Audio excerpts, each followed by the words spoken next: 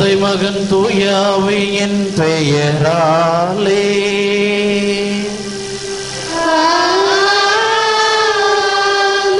நம் ஆண்டவராகிய இயேசு கிறிஸ்துவின் அருளும் கடவுளின் அன்பும் தூய ஆவியின் தோழமையும் உங்கள் அனைவரோடும் இருப்பதாக.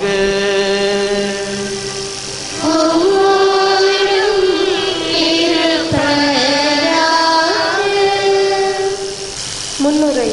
உலகிற்கு ஒளியாக வந்த இறைமகன் இயேசுவை போல நாமும் இவ்வுலகிற்கு ஒளியாகவும் உப்பாகவும் வாழ இன்றைய ஞாயிறு வழிபாடு நமக்கு வழிகாட்டுகிறது. உணவுக்கு சுவையூட்டும் உடலுக்கு நலனும் தரும் உப்பை போல பிறருக்கு பயன்படும் சாரமுள்ள உப்பாக ஒவ்வொரு கிறிஸ்தவனும் மாற வேண்டும் என இறைவன் விரும்புகிறார். புற இருளை அகற்றும் ஒளியை போல சமுதாயத்தில் காணப்படும் தீமைகளாகிய இருளை அகற்றும் ஒளியாக நாம் மாற வேண்டும். இறைவனின் அன்பையும் ஆதரவையும் முழுமையாக பெற்றுக்கொள்ளும் நாம் அதை பிறருக்கு தர வேண்டும். நமது பிறநல செயல்பாடுகளால் இருள் நடுவே ஒளியாக மாறும் மனதை பெற்றுக்கொள்ள இந்த கல்வாரி வழியில் இணைவோம். இறைவனின் அருளையும் ஆசிரையும் நாடி தேடி வந்துள்ள உங்கள் ஒவ்வொருவரின் தனிப்பட்ட தேவைகளுக்காக இந்த தெய்வீக திருப்பலி வழியாக எல்லாம் உள்ள பரம தந்தையிடம் உருக்கமுடன் மன்றாடுவோம்.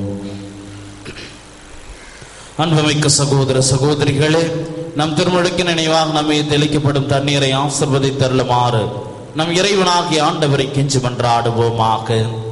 அவரே நமக்கு உதவி அளித்து நாம் பெற்றுக்கொண்ட தூய ஆவியிடம் என்றும் உண்மையுடன் இருக்க நமக்கு அருள்வாராக. என்று வாழும் இல்லாமல்ல இறைவா, உயிரின் ஊற்றும் தூய்மைக்கு தொடக்கமான தண்ணீரின் வழியாக மக்கள் புனிதமடைந்து முடிவற்ற வாழ்வின் கொடையை பெற வேண்டும் என்று திருவுளமானீர். முது புனித நாளாகிய இன்று நாங்கள் இத்தண்ணீரினால் முது அருட்காவலை பெற விரும்புகிறோம். எனவே ஆண்டவரை உம்மை மன்றாடுகிறோம், இத்தண்ணீரை ஆசீர்வதித்தருளும். உயிரளிக்கும் முது அருளின் ஊற்றினையும் புதுப்பித்து இத்தண்ணீரினால் எங்கள் உடலையும் உள்ளத்தையும் தீங்கு அனைத்திலிருந்தும் காத்தருள்வீராக. இவ்வாறு நாங்கள் தூய உள்ளத்துடன் அணுகி வரவும் முது மீட்பை பெற்றுக்கொள்ளும் தகுதி பெற வேண்டும் என்று எங்கள் ஆண்டவராகிய கிறிஸ்து வழியாகவும் மன்றாடுகின்றோம். எல்லாம் வல்ல இறைவா, தண்ணீர் வளம் பெற அதில் உட்பட வேண்டும் என்று இறைவாக்கினர் எலிசை வழியாக கற்பித்தீர். இந்த உப்பை பரிவன்புடன் ஆசீர்வதித்தருள உம்மை தாழ்மையாய் வேண்டுகிறோம். ஆண்டவரே, உப்பு கலந்து தண்ணீர் தெளிக்கப்படும் இடமெல்லாம் தீயோனின் தாக்குதல் அனைத்தும் தோல்வியுற செய்வீராக. மேலும் தூய ஆவி எழுந்தருளி எங்களை இடையராது காத்தருள வேண்டும் என்றும் எங்கள் ஆண்டவராகிய கிறிஸ்து வழியாக மன்றாடுகின்றோம்.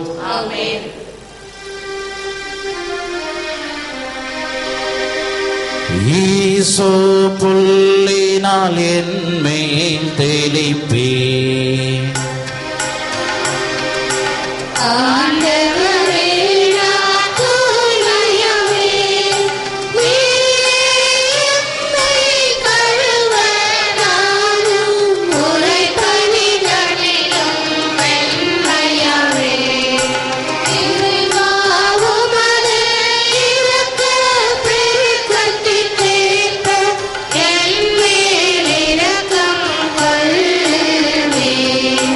Please,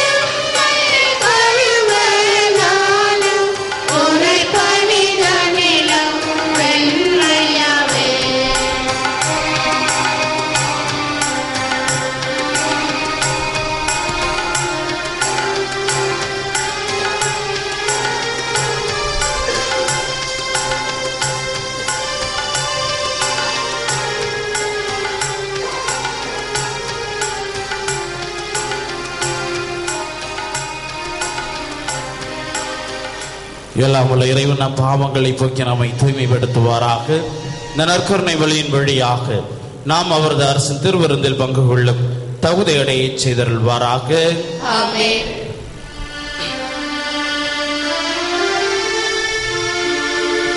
உன்னதங்களிலே இறைவனுக்கு மாட்சிமை உண்டாகுக.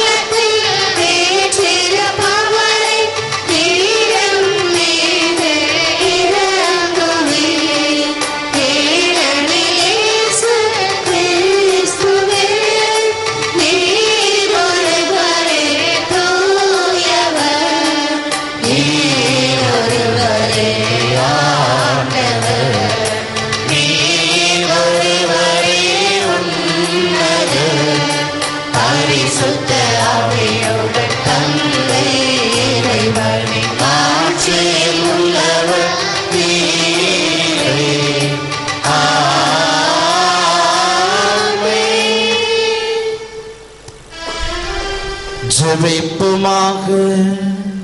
பேரிரக்கமுள்ள தந்தையே இறைவா, நாங்கள் உமக்கே சொந்தம். எங்கள் நம்பிக்கையெல்லாம் உம்முடைய அருள் துணை ஒன்றிலேயே வைத்திருக்கின்றோம். எங்கள் எல்லா துன்பங்களிலும் நெருக்கடிகளிலும் எங்கள் அருகே இருந்து மாறாத உம் இரக்கத்தால் எங்களை காத்தருளும். உமோடு தூயாமையின் ஒன்றிப்பில் இறைவனா என்றென்றும் வாழ்ந்து ஆட்சி செய்கின்ற அவர் வழியாக உம்மை மன்றாடுகின்றோம்.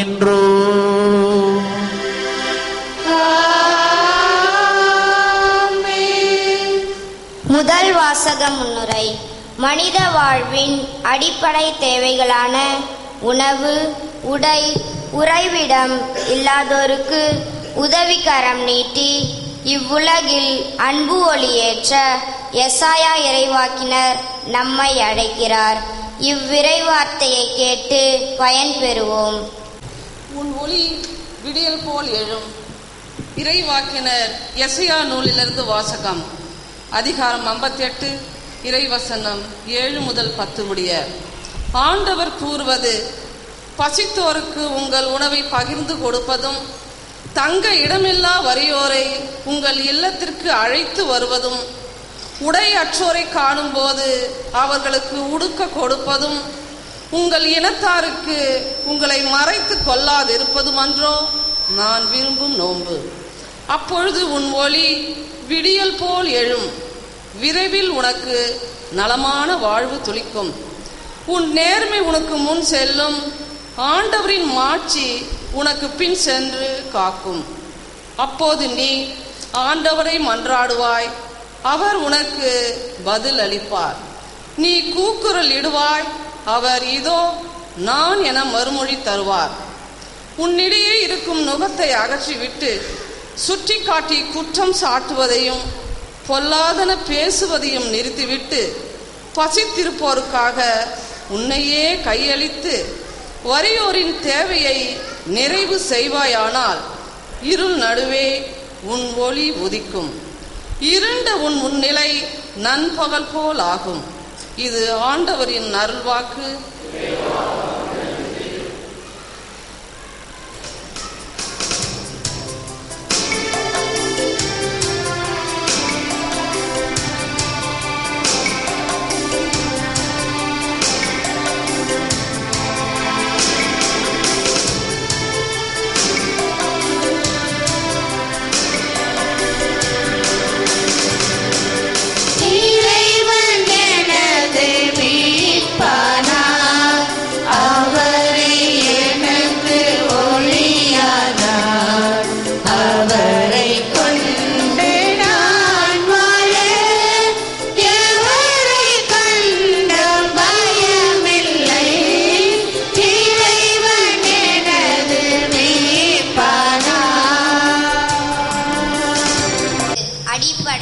மனித ஞானமல்ல, கடவுளின் வல்லமையே என இயேசுவின் மேல் முழு நம்பிக்கை கொண்ட சமூகமாக வாழ இன்றைய இரண்டாம் வாசகம் அழைப்பு விடுக்கிறது.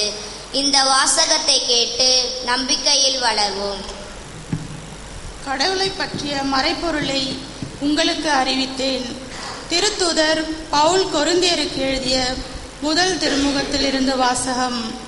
சகோதர சகோதரிகளே, கடவுளை பற்றிய மறைபொருளை அறிவிக்க நான் உங்களிடம் வந்தபோது மிகுந்த சொல்வன்மையுடனோ ஞானத்துடனோ வரவில்லை. நான் உங்களிடையே இருந்தபோது மெசியாவாகிய இயேசுவை தவிர, அதுவும் சிலுவையில் அறையப்பட்ட அவரை தவிர வேறு எதையும் அறிவிக்க வேண்டும் என்று நினைக்கவில்லை. நான் உங்கள் நடுவில் வலுவற்றவனாய் மிகுந்த அச்சத்தோடும் நடுக்கத்தோடும் இருந்தேன். நான் பறைசாற்றிய செய்தி ஞானத்தின் கவர்ச்சியான சொற்களில் அமையவில்லை, ஆனால் அது தூய ஆவியின் வல்லமையை எடுத்து காட்டுவதாக அமைந்தது.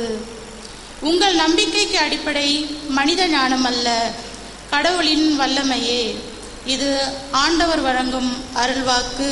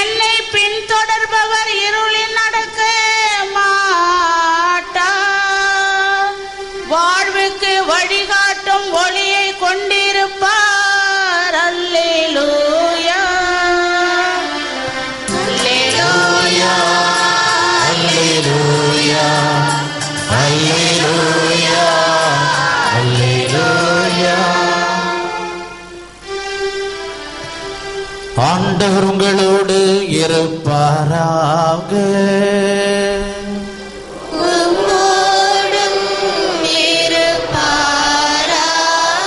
தூய மத்தேயு எழுதிய நற்செய்தியிலிருந்து வாசகம்.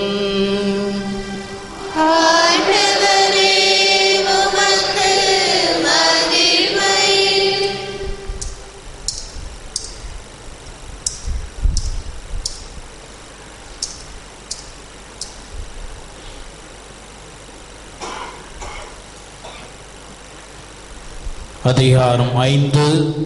உயிருள்ள இறை வார்த்தைகள் 13 முதல் 16 முடிய. அக்காலத்தில் இயேசு தம் சீடரை நோக்கி கூறியது: நீங்கள் மண்ணுலகிற்கு உப்பாய் இருக்கிறீர்கள். உப்பு ஓர்பற்று போனால் எதை கொண்டு அதை ஓர்ப்புள்ளதாக்க முடியும்? அது வெளியில் கொட்டப்பட்டு மனிதரால் மிதிக்கப்படும், வேறொன்றுக்கும் உதவாது. நீங்கள் உலகிற்கு ஒளியாய் இருக்கிறீர்கள். மலைமேல் இருக்கும் நகர் மறைவாயிருக்க முடியாது. எவரும் விளக்கை ஏற்றி மரக்காலுக்குள் வைப்பதில்லை, மாறாக விளக்கு தண்டின் மீதே வைப்பர். அப்பொழுதுதான் அது வீட்டில் உள்ள அனைவருக்கும் ஒளி தரும். இவ்வாறே உங்கள் ஒளி மனிதர் முன் ஒளிர்க.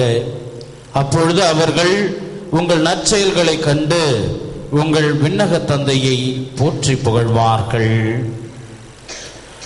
இது வாழ்வு தரும் கிறிஸ்துவின் நற்செய்தி.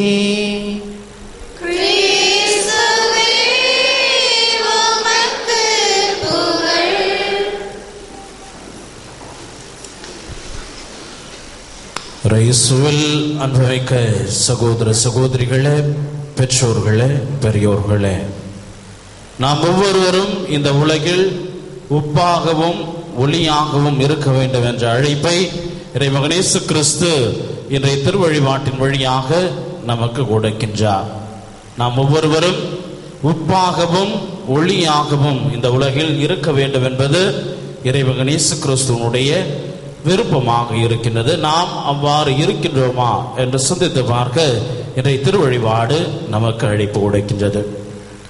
ஒரு அரசன் தன்னுடைய 3 மகன்களையும் அழைத்து அந்த அரசனானவன் அந்த மகன்களிடம் இவ்வாறாக கேட்டார்: நீங்கள் என்னை நேசிக்கிறீர்களா என்று கேட்ட பொழுது முதலாவது மகன் முன்வந்து, தந்தாய், உங்களை மாணிக்க கல்லுக்கு நிகராக நான் நேசிக்கின்றேன் என்று சொன்னானாம்.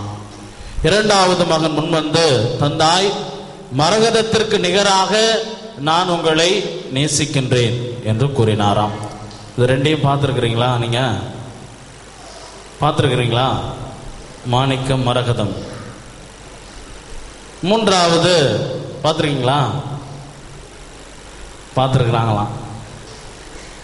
மூன்றாவது மகன் முன் வந்து, தந்தாய், உங்களை உப்பாக நான் நேசிக்கின்றேன் என்று கூறினாராம். உடனே அந்த அரசருக்கு கோபம் வந்து விட்டது. 2 மகன்கள் விலை மதிக்க முடியாத கற்களுக்கு நிகராக என்னை நேசிக்கின்றேன் என்று கூறினார்கள். இவன் உப்பிற்கு நிகராக என்னை மாற்றிவிட்டானே, என்னை நேசிக்கின்றான் என்று கூறிவிட்டானே என்று அவர் கொஞ்சம் வருத்தப்பட்டு கோபப்பட்டாராம். இதை அறிந்த அந்த அரண்மனையினுடைய சமையல்காரர் தான் சமைத்த உணவிலே உப்பை போடாமல் அரசருக்கு கொடுத்தார். அதை சாப்பிட்ட அரசரானவர் இன்னும் சற்று சூடேறிவிட்டார். உடனே அந்த சமையல்காரனை அழைத்து கடிந்து கொண்டாராம். இதை கேள்விப்பட்ட 3வது மகன் தன்னுடைய தந்தையிடம், அரசரிடம் வந்து, அப்பா, நீங்கள் என்னுடைய வாழ்வில் உப்பாக இருந்து எனக்கு வழிகாட்டி கொண்டிருக்கின்றீர்கள். என்னுடைய வாழ்வில் இன்னும் அதிகமான சுவையை நீங்கள் சேர்த்து கொண்டிருக்கின்றீர்கள். அதைத்தான் நான் குறிப்பிட்டேன் என்று கூறினாராம். அப்பொழுதுதான் தந்தைக்கு புரிந்தது எந்த அளவுக்கு தன்னுடைய 3வது மகன் தன்னை நேசிக்கின்றான் என்று. இயேசுவில் அன்புமிக்க சகோதர சகோதரிகளே, பெற்றோர்களே, பெரியோர்களே, இறைமகன் இயேசு கிறிஸ்து ஒளியாகவும் உப்பாகவும் இருக்க நமக்கு இன்றைய தினம் அழைப்பு கொடுக்கின்றார். விவிலியத்தை புரட்டி பார்த்தோம் என்றால் பல்வேறு இடங்களில் ஒளியை குறித்து வசனங்கள், வாக்கியங்கள் வருவதை நாம் பார்க்கின்றோம். இந்த உப்பை குறித்து ஏதாவது வசனங்கள், ஏதாவது செய்திகள் விவிலியத்தில் இருக்கின்றதா?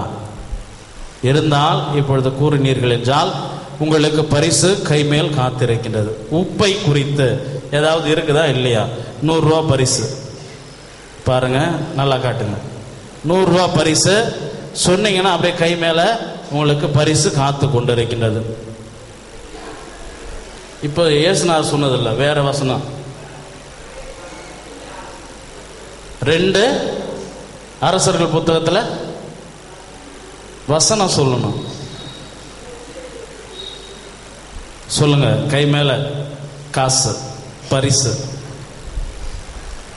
உப்பை குறித்து ஏதாவது வசனம் வாக்கியம் ஏதாவது இருக்குதான்னு தெரியுமா? ஏறக்குறைய 40 வசனத்திற்கு மேலாக விவிலியத்தில் உப்பை குறித்து இருப்பதை நாம் பார்க்கின்றோம்.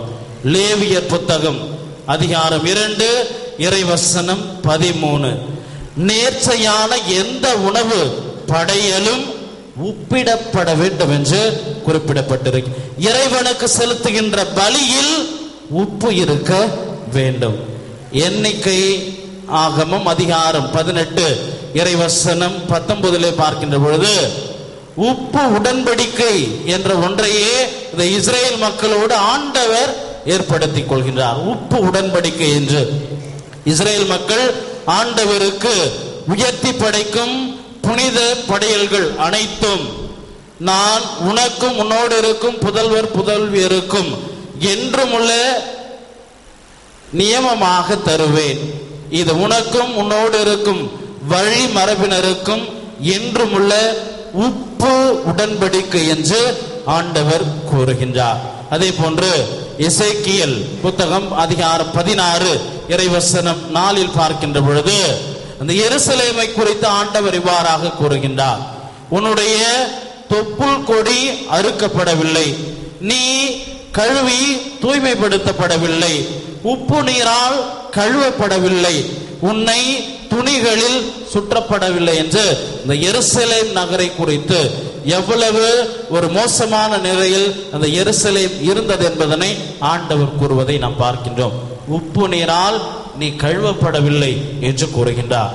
எஸ்ரா புத்தகம் அதிகாரம் 6 இறைவசனம் 9 பார்க்கின்ற பொழுது இறைவனுக்கு பலி செலுத்துவதற்காக இளம் காளை, வெள்ளாடு, செம்மறியாடு தேவை என்று இருப்பது போன்று அந்த குருக்கள் கேட்கின்ற கோதுமை, உப்பு, திராட்சை ரசம், எண்ணெய் ஆகியவற்றையும் கொடுக்கப்படுகின்றது பலி செலுத்த என்று குறிப்பிடப்படுகின்றது. இயேசுவில் அன்புமிக்க சகோதர சகோதரிகளே, அப்படி என்றால் உப்பினுடைய மகத்துவம் எத்தகையதாக இருக்கின்றது?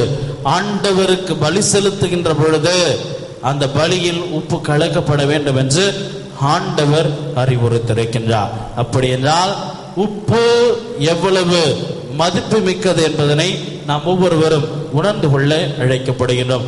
அவ்வாறு நாம் ஒவ்வொருவரும் உப்பாக இருக்க வேண்டும் என்பதுதான் இறைமகன் இயேசு கிறிஸ்துவனுடைய ஒரு அழைப்பாக இருந்து கொண்டிருக்கின்றது. பிரெஞ்சு நாட்டினுடைய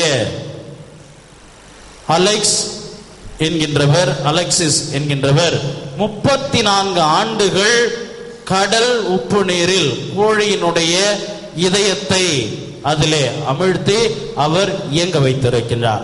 அதில் அவர் கண்டுபிடித்தது என்னவென்றால், உயிரோடு இருக்கின்ற செல்கள் உப்பு நீரில் இருக்கின்ற பொழுது அது இறப்பதில்லை, மாறாக அது தொடர்ந்து இயங்கிக் கொண்டே இருக்கின்றது என்று பிரெஞ்சு நாட்டு விஞ்ஞானி அவர்கள் கண்டுபிடித்திருப்பதை நாம் பார்க்கின்றோம். இந்த உப்பு ஒரு மருந்து பொருளாக, மற்ற பொருட்களை பாதுகாக்கின்ற ஒரு பொருளாக இருப்பதை நாம் பார்க்கின்றோம். இந்த உப்பு ஒவ்வொரு மனிதனுடைய வாழ்விலும் அசைக்க முடியாத அல்லது தவிர்க்க முடியாத ஒரு பொருளாக இருந்து கொண்டிருக்கின்றது. அது பணம் படைத்தவனாக இருந்தாலும் சரி, அல்லது ஒன்றுமில்லாத ஏழை குடியானவனாக இருந்தாலும் சரி, அனைவர் வீட்டிலும் இருக்கக்கூடியது உப்பாக இருந்து கொண்டிருக்கின்றது. இந்த உப்பு எவ்வாறு உவர்ப்புள்ளதாக இருக்கின்ற பொழுது பயன்பாட்டில் இருக்கின்றதோ, அதே போன்று நாமும் உவப்புள்ளவர்களாக பிறருக்கு பயன்பட வேண்டும் என்ற அழைப்பை இறைமகன் இயேசு கிறிஸ்து நமக்கு கொடுக்கின்றார். இரண்டாவதாக, இறைமகன் இயேசு கிறிஸ்து நாம் ஒவ்வொருவரும் ஒளியாக இருக்க வேண்டும் என்ற ஒரு அழைப்பை கொடுப்பதை நாம் பார்க்கின்றோம். உங்கள் ஒளி மனிதர் முன் ஒளிர்க, இருள் நடுவே உன் ஒளி உதிக்கும் என்று எசையா இறைவாக்கினர் கூறுகின்றார். திருப்பாடலில் பார்க்கின்ற பொழுது திருப்பாடல் 27 அதிகாரம் இறைவசனம் 1 பார்க்கின்ற பொழுது ஆண்டவரே என் ஒளி. எசையா புத்தகம் அதிகாரம் 60 இறைவசனம் 19 பார்க்கின்ற பொழுது ஆண்டவரே இனி உனக்கு முடிவில்லா பேரொளியாக இருப்பார் என்று கூறுகின்றார். அதே போன்று யோவான் நற்செய்தி அதிகாரம் 8 இறைவசனம் 12 பார்க்கின்ற பொழுது நானே உலகின் ஒளி என்று இறைமகன் இயேசு கிறிஸ்து கூறுவதை நாம் பார்க்கின்றோம். அதே ஒளிதான் சவுல் கிறிஸ்துவர்களை கொன்றழிக்கின்ற வேளையிலே அவர் அந்த நகருக்கு செல்கின்ற பொழுது, தமஸ்கு நகருக்கு செல்கின்ற பொழுது அந்த ஒளி தாக்கி அவர் விழுந்தார். அது மட்டுமல்ல, அவர் ஞானம் பெற்றவராக மெய்மறையை போதிக்கின்ற பணியை செய்ததை நாம் பார்க்கின்றோம். எனவே நாம் ஒவ்வொருவரும் ஒளியாக இருக்க இறைமகன் இயேசு கிறிஸ்து நமக்கு அழைப்பு கொடுக்கின்றார். இந்த ஒளியினுடைய தன்மை என்னவென்று பார்த்தோம் என்றால், உலகத்தில் உள்ள எல்லா பொருட்களுமே புவியீர்ப்பு விசைக்கு கட்டுப்பட்டதாக இருக்கின்றது. ஒரு பலூனை ஊதி நாம மேல பறக்க விட்டோம்னா என்ன பண்ணுது? அது என்ன செய்யும்? காற்று லேசானதானால் பறந்து எங்க வரும்? பூமியை நோக்கி தான் அது வரும். எந்த ஒரு லேசான பொருளையும் நாம் விண்ணை நோக்கி எறிந்தாலும் அது விண்ணை நோக்கி செல்வது கிடையாது. மாறாக புவியீர்ப்பு விசையினால் அது ஈர்க்கப்படுவதை நாம் பார்க்கின்றோம். ஆனால் ஒரு வத்தி குச்சியை கொளுத்தி பாருங்க, அது எப்படி எரியுது? கீழ் நோக்கியா எரியுது? புவியீர்ப்பு விசை அந்த ஒளியை கட்டுப்படுத்துகின்றதா? விண்ணை நோக்கி எரிகின்றது. இந்த புவியீர்ப்பு விசையெல்லாம் தகத்தெறிந்து உடைத்தெறிந்து அது மாற்று திசையில் வேற்று வழியில் எரிவதை செல்வதை நாம் பார்க்கின்றோம். எனவே நாம் ஒவ்வொருவரும் அவ்வாறு தான் இருக்க அழைக்கப்படுகின்றோம். இந்த உலக மாயைகளில் சிக்கி மூழ்கி விடாமல் இதையெல்லாம் உடைத்தெறிந்தவர்களாக நாம் ஒவ்வொருவரும் விண்ணை நோக்கி நம்முடைய சிந்தனைகளை செலுத்துகின்றவர்களாக, விண்ணை நோக்கி நாம் பயணிக்கின்றவர்களாக நாம் இருக்க இறைமகன் இயேசு கிறிஸ்து நமக்கு அழைப்பு கொடுக்கின்றார். அதே போன்று இந்த ஒளி எறிவதை பார்க்கின்ற பொழுது அடியில் அகன்றும் மேலே போக போக குறுகியும் அது எரியும். அப்படி என்றால் நம்முடைய சிந்தனை எப்படிப்பட்டதாக இந்த மண்ணுலகை சார்ந்ததாக இருந்தாலும் அது இறைவனை நோக்கி எழுகின்ற பொழுது மையப்புள்ளியில் இறைவனை மட்டுமே அது மையப்படுத்துவதாக இருப்பதை போன்று நம்முடைய சிந்தனைகளும் எண்ணங்களும் இறைவனை நோக்கி குவிய வேண்டும் என்ற ஒரு அழைப்பை இந்த ஒளியானது நமக்கு தருகின்றது. இந்த உலகத்தில் இருக்கின்ற எல்லாவற்றையுமே கரைப்படுத்த முடியும். தண்ணீரை கூட ஏதாவது ஒரு பொருளை சேர்த்தோம் என்றால், அதில் ஒரு நிறத்தை சேர்த்தோம் என்றால் அது கரைப்பட்டுவிடும். ஆனால் ஒளியை கரைப்படுத்த முடியாது. கரையை அப்புறப்படுத்துகின்ற, கரையை சுத்தப்படுத்துகின்ற ஒரு பணியை இந்த ஒளியானது செய்கின்றது. எனவே நாம் ஒவ்வொருவரும் ஒளியாக இந்த உலகத்தில் இருக்கின்ற அத்தனை கரைகளையும் அகற்றுகின்றவர்களாக இருக்க வேண்டும் என்ற ஒரு அழைப்பை இறைமகன் இயேசு கிறிஸ்து நமக்கு கொடுக்கின்றார். எனவே இயேசுவில் அன்புமிக்க சகோதர சகோதரிகளே, பெற்றோர்களே, பெரியோர்களே, உப்பாகவும் ஒளியாகவும் நாம் இருக்க வேண்டும் என்று இறைமகன் இயேசு கிறிஸ்து அழைப்பு கொடுத்தார்.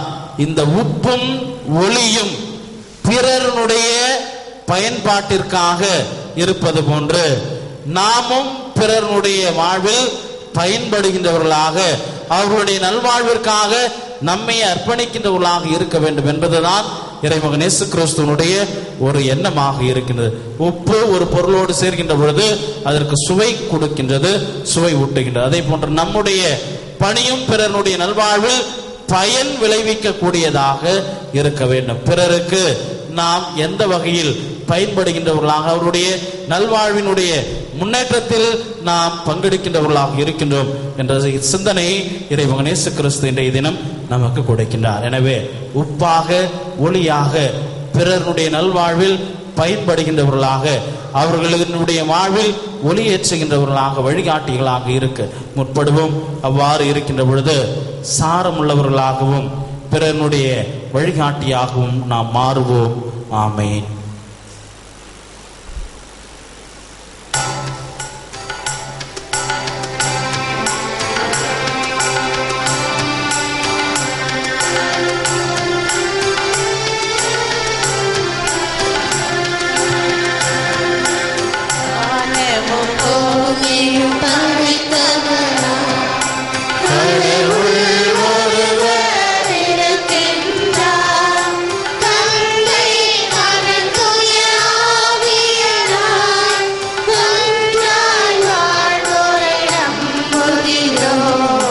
பரிசுத்த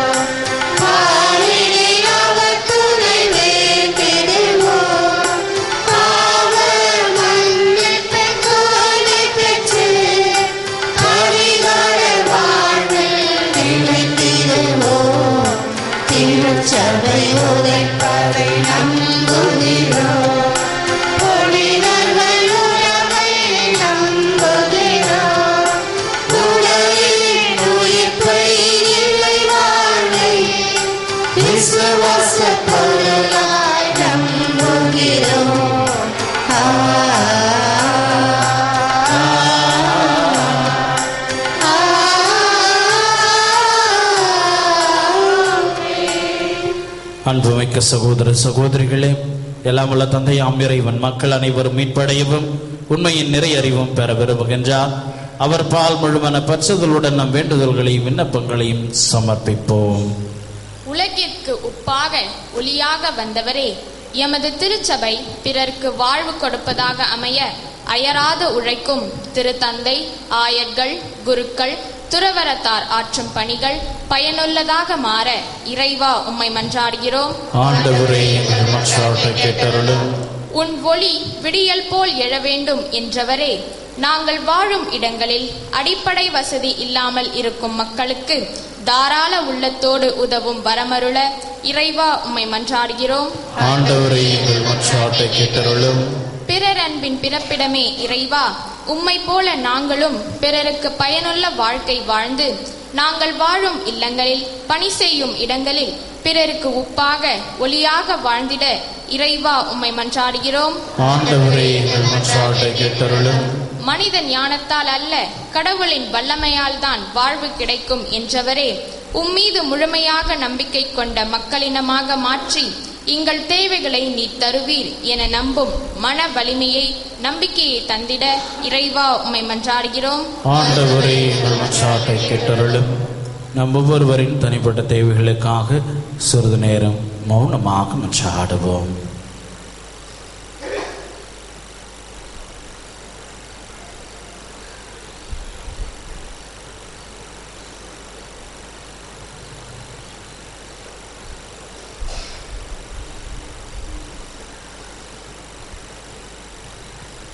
எங்களை படைத்தவரும் பராமரிப்பவரும் பாதுகாப்பவருமான எங்கள் இறைவா, உம்முடைய பிள்ளைகளாகிய நாங்கள் இதோ இந்த பீடத்தில் சமர்ப்பித்திருக்கின்ற, இன்னும் சமர்ப்பிக்க முடியாமல் எங்களுடைய உள்ளத்தின் அடிநாதத்தில் கொட்டி கிடக்கின்ற எல்லா விண்ணப்பங்களையும் வேண்டுதல்களையும் ஜெபங்களையும் நீர்தாமை கனிவோடு கண்ணோக்கி எங்கள் ஒவ்வொருவரின் நல்வாழ்விற்கும் தேவையான எல்லா அருள் ஆசீர்வாதங்களை நிறைவாக பொழிந்து எங்களை வழி நடத்துமாறு எங்கள் ஆண்டவராகிய கிறிஸ்து வழியாகவும் எங்கள் தாய் மும்தாயுமான வேண்டிய வரங்களை தரும் வில்லியனூர் லூர்து அன்னை வழியாகவும் உம்மை பார்த்து கெஞ்சி கேட்கின்றோம் எங்கள் நல்ல பிதாவே. ஆமென்.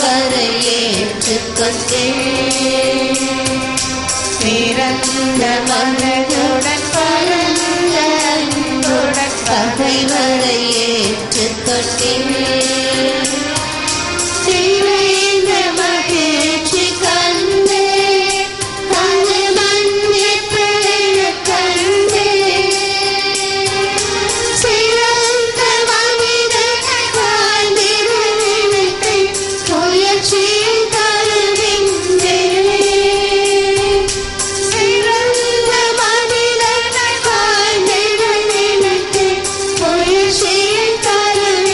you.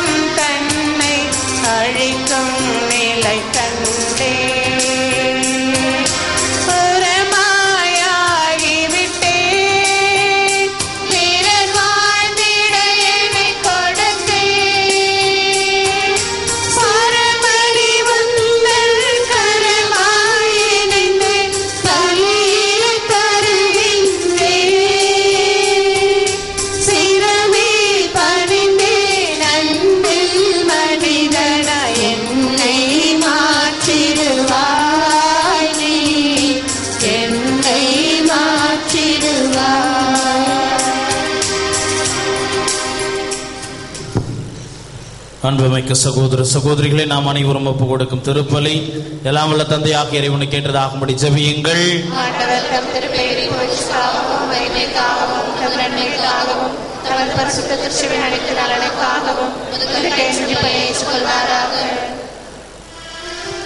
எங்கள் இறைவனாகிய ஆண்டவரே, எங்கள் அன்றாட வாழ்வின் தேவைகளை நிறைவேற்ற அனைத்தையும் படைத்துள்ளே.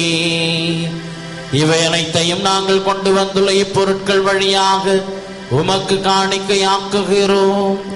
இவை எங்களுக்கு முடிவில்லா வாழ்வளிக்கும் அருட்சாதனமாக மாறுவனவாக. எங்கள் ஆண்டவராகிய கிறிஸ்து வழியாக உம்மை மன்றாடுகின்றோம்.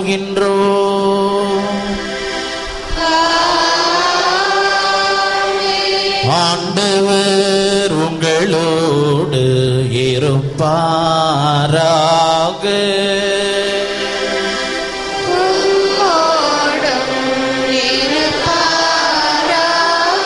இதயங்களை ஆண்டவரிடம் எழுப்புங்கள்.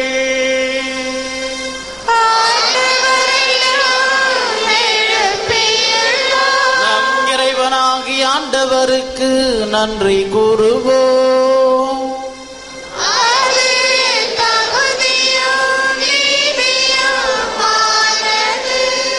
ஆண்டவரை தூயவரான தந்தையே, என்றும் வாழும் எல்லாம் வல்ல இறைவா, என்னாலும் எவ்விடத்திலும் நாங்கள் உமக்கு நன்றி செலுத்துவது மெய்யாகவே தகுதியும் நீதியுமாகும். எங்கள் கடமையும் மீட்புக்குரிய செயலுமாகும். நாங்கள் வாழ்வதும் இயங்குவதும் இருப்பதும் உண்மையிலேதான். உடலோடு வாழ்கையில் முது பரிவன்பின் பயன்களை நாங்கள் நாள்தோறும் அனுபவிப்பதும் அன்றி இப்பொழுதே முடிவில்லா வாழ்வின் அச்சாரத்தையும் கொண்டுள்ளோம். ஏனெனில் முது ஆவியின் முதற்கனிகளை பெற்ற நாங்கள் பாஸ்கா மறைபொருளின் பலன் எங்களுக்கு என்றென்றும் நிலைத்திருக்கும் என நம்புகின்றோம். அந்த ஆவி வழியாக நீர் எம்பெருமான் இயேசுவை சாவினின்று உயிர்த்தெழச் செய்தீர். ஆகவே நாங்கள் வானதூதர் அனைவரோடும் சேர்ந்து உம்மை புகழ்ந்து போற்றி அக்களித்து கொண்டாடி ஆர்ப்பரித்து ஒரே குரலாய் பாடுவதாவது: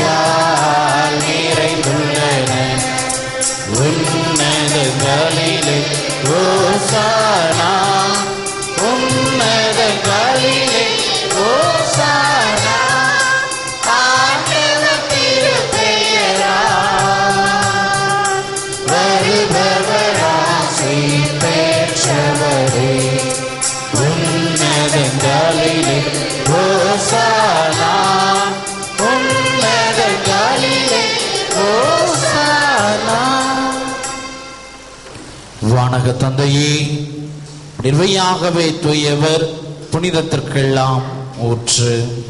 ஆகவே உம்முடைய தூய ஆவியை பொழிந்து இக்காணிக்கைகளை புனிதப்படுத்த வேண்டும் என உம்மை மன்றாடுகின்றோம். இவ்வாறு எங்கள் ஆண்டவர் இயேசு கிறிஸ்துவின் உடலும் இரத்தமுமாக எங்களுக்கு இவை மாறுபனவாக. அவர் பாடுபட மனமு வந்து தம்மை கையளித்த போது அப்பத்தை எடுத்து நன்றி செலுத்தி அதை பிட்டு தம் சீடருக்கு அளித்து கூறியதாவது: அனைவரும் இதை வாங்கி உண்ணுங்கள், ஏனெனில் இது உங்களுக்காக கையளிக்கப்படும் என் உடல்.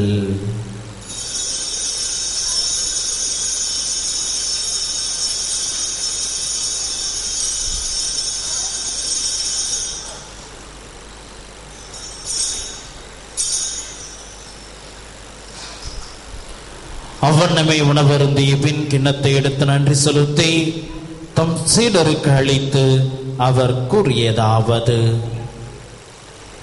அனைவரும் இதை வாங்கி பருகுங்கள், ஏனெனில் இது புதிய நித்திய உடன்படிக்கைக்கான என் இரத்தம்.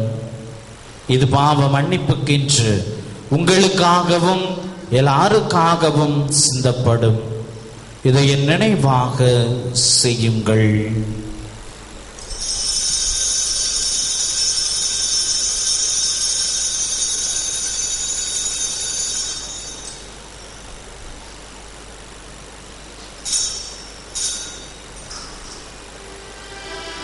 இது விசுவாசத்தின் மறைபொருள்.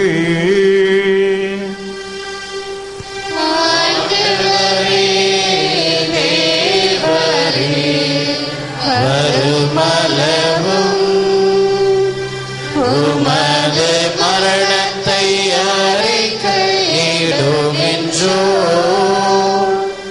உமது உயிர்ப்பையும் எடுத்துரைக்கின்றோ.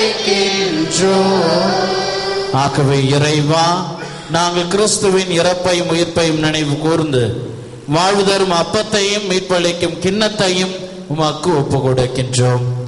உம் திருமண் என்று ஊழியம் புரிய தகுந்தவர்களை எங்களை ஏற்றுக்கொண்டீர். எனவே உமக்கு நன்றி செலுத்துகின்றோம். மேலும் கிறிஸ்துவின் உடலிலும் இரத்தத்திலும் பங்கு கொள்ளும் எங்களை தூய ஆவி ஒன்று சேர்க்க வேண்டுமென உம்மை தாழ்மையுடன் மன்றாடுகின்றோம். இறைவா, உலகெங்கும் பரவி இருக்கும் உத திருச்சபையை சிறப்பாக எங்கள் திருத்தந்தை பிரான்சிஸ், எங்கள் பேராயர் ஆனந்தராயர், இணை ஆயர்கள், திருப்பணியாளர்கள், துறவியர், பொதுநிலையினர், உமக்கு சொந்தமான மக்கள் ஆகிய அனைவரையும் நினைவு கூர்ந்தருளும். எங்கள் அனைவரையும் அன்பின் நிறைவை அடைய செய்தருளும். தந்தையே, இந்த வழியை தங்களுடைய இல்லங்களில் இருந்து இணையதளத்தின் வழியாம் தொலைக்காட்சியின் வழியாம் கண்டு ஜபித்துக் கொண்டிருக்கின்ற உடைய பிள்ளைகள் ஒவ்வொருவரையும் நிறைவாக ஆசிர்வதிக்க மேவற்ற ஆடுகின்றோம். இந்த வழியின் வழியாக அவர்கள் வேண்டி விரும்பி கேட்கின்ற அத்தனை ஆசீர்வாதங்களையும் நிறைவாக பொழிந்து அவர்கள் இந்த மண்ணுலகில் மகிழ்ந்திருக்க தேவையான அருள் வளங்களை நிறைவாக அவர்களுக்கு தந்து வழி நடத்துமாறு மேவற்ற ஆடுகின்றோம். மேலும் இந்த வழியை ஒளிபரப்பிக் கொண்டிருக்கின்ற ஒலிகிராஸ் தொலைக்காட்சி நிறுவனத்தை ஆசீர்வதித்து அவர்களுக்கு தேவையான அருட்பொருள் உதவிகளை நீதாமை நிறைவாக பொழிந்து வழி நடத்துமாறும், தொடர்ந்து இவர்கள் ஆண்டவனுடைய வார்த்தையை அறிவிக்க தேவையான எல்லா வளங்களையும் நலன்களையும் நிறைவாக பொழிந்து வழி நடத்துமாறு மேவற்ற ஆடுகின்றோம். மேலும் உயிர்த்தெழும் நம்பிக்கையுடன் இருந்து போன எங்கள் சகோதர சகோதரிகளையும் சிறப்பாக இந்த திருப்பலியில் நாங்கள் நினைவு கூர்ந்து கொண்டிருக்கின்ற எங்கள் பெற்றோர், உற்றார் உறவினர், உடன் பிறந்தோர், நண்பர்கள், இன்னும் யாரும் நினையாத ஆன்மாக்கள் ஆகிய அனைவரையும் நினைவு கூர்ந்து ஒளிமிக்கவும் திருமணம் ஏற்றுக்கொள்ளும். எங்கள் அனைவர் மீதும் இரக்கமாயிரும். இறைவனின் கன்னித்தாயான மாட்சிமை மிக்க வேண்டிய வரங்களை தரும் வில்லியனூர் லூர்து அன்னை, அவருடைய கணவர் புனித சூசையப்பர், புனித அப்போஸ்தலர், இவ்வுலகில் மக்கு உகந்தவராய் இருந்தவர் ஆகிய புனிதர் அனைவருடனும் நாங்கள் நிலையான வாழ்வில் தோழமை கொண்டு உம் திருமகன் இயேசு கிறிஸ்து வழியாக உம்மை புகழ்ந்தேத்தும் வரமருளே உம்மை மன்றாடுகின்றோம். இவர் வழியாக இவரோடு இவரில் எல்லாம் வல்ல இறைவனாகிய தந்தையே, தூயாவின் ஒன்றிப்பில் எல்லா புகழும் மாற்றியும் என்றென்றும் உமக்கு உரியதே.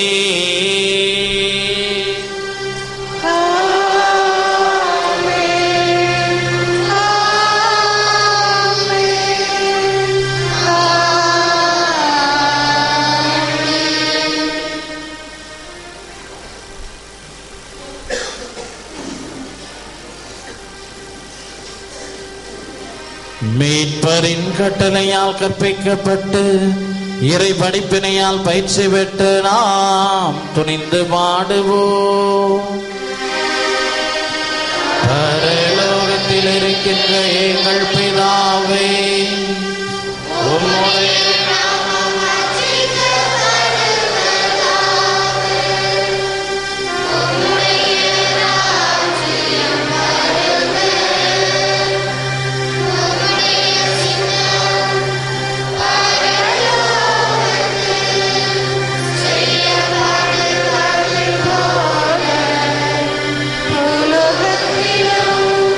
செய்யப்படுவதாக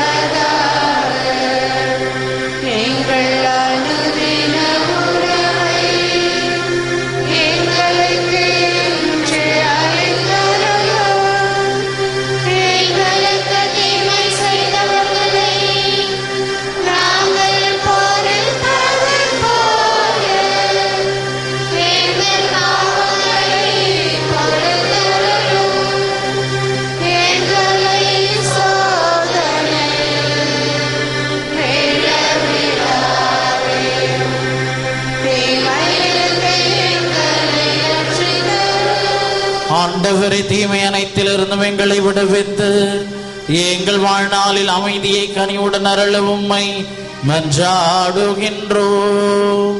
உமது இரக்கத்தின் உதவியால் நாங்கள் பாவத்திலிருந்து எப்போதும் விடுதலை பெற்று யாதொரு கலக்கமுமின்றி நலமாயிருப்போமாக. நாங்கள் நம்பியிருக்கும் பேரின்ப வாழ்வையும் எமைப்பராக இயேசு கிறிஸ்துவின் வருகையையும் மகிழ்ச்சியுடன் எதிர்பார்த்திருக்கின்றோம். அரசும் வல்லமையும்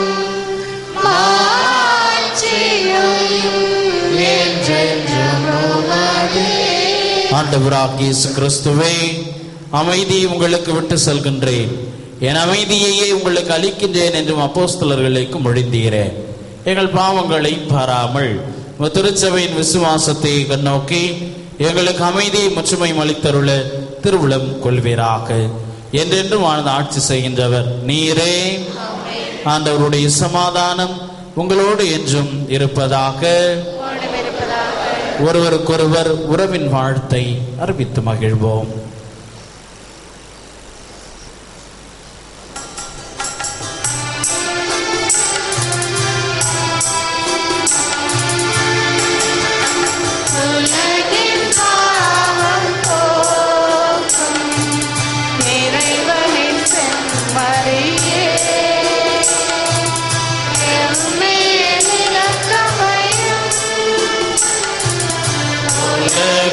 பாவம் போக்கும் இறைவனின் செம்மறியே, என் மேல் இரக்கம் வையும்.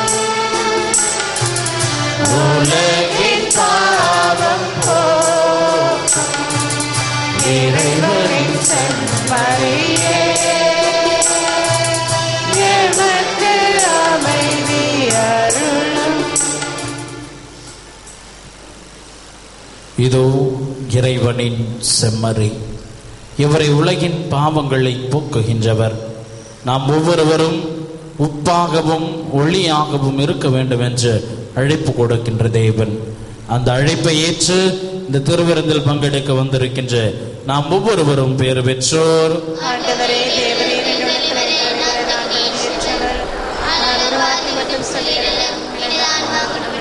கிறிஸ்துவின் திருவுளம் திருத்தன்மை காத்து முடிவில்லா வாழ்வளிப்பதாக. ஆமென்.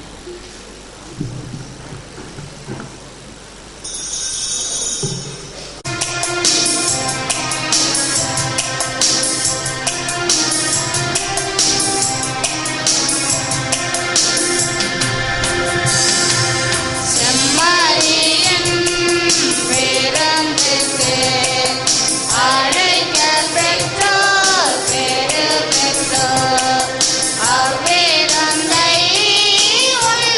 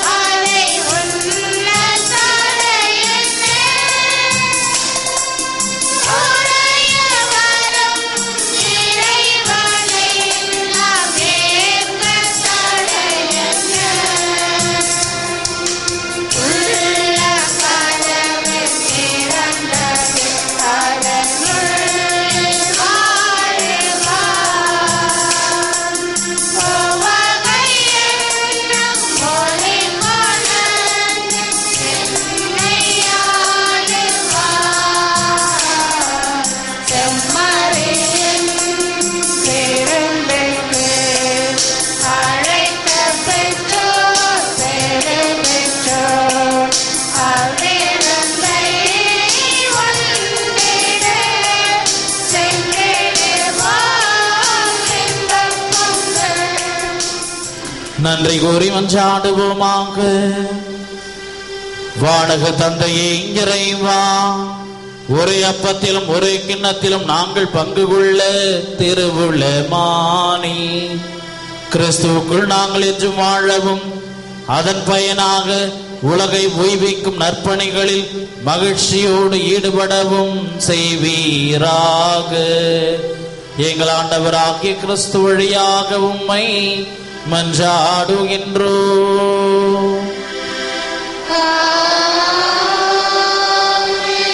ஆண்டவர் உங்களோடு இருப்பாராக.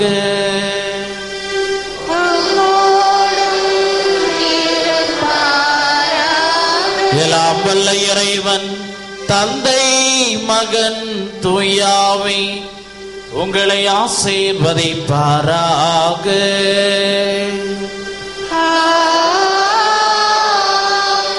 சென்று வாழுங்கள், திருப்பலி நிறைவேறிற்று.